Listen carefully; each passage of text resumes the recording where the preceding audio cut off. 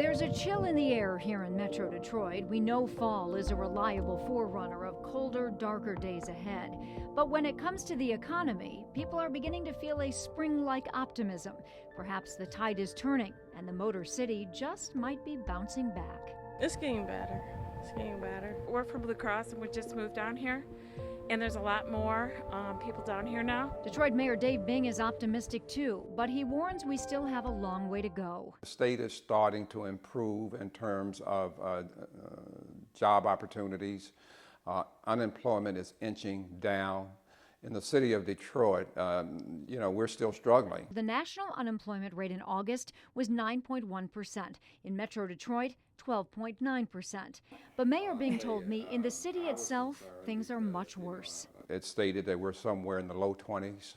I think we are over 30 because a lot of people have just given up hope and they're not out looking for jobs anymore. Here in one plant are 30,000 men who daily ride the streetcars to the factory.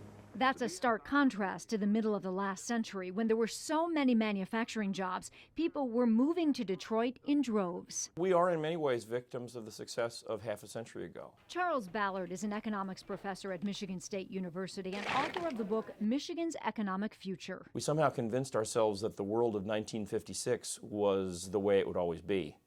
And we were slow to adopt to the changes that were happening. Today, we can see those changes in the shuttered plants that once provided jobs and security for tens of thousands of families.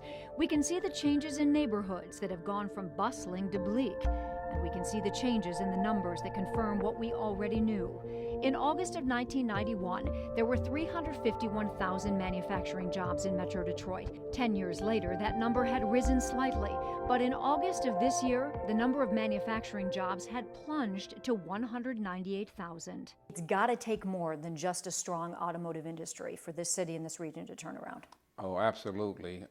They will still be dominant for some time. But I think the healthcare industry obviously is a growth engine for us. Again, the numbers tell the tale. In August 1991, there were 193,000 medical and education jobs in Metro Detroit. 10 years later, there were 241,000. This August, almost 287,000. Given the aging of the population and given all the trends that we can see right now, it certainly seems likely that healthcare will continue to expand as a fraction of the economy. And Michigan is one of the top 3 or 4 states when it comes to research and development spending. Because of the automotive industry, we've probably got more R&D facilities in a 25 to 50 mile radius around Detroit than anywhere in the country. But do we have enough highly skilled people to fill an increasing demand for technology jobs? The answer, I would say, is probably no.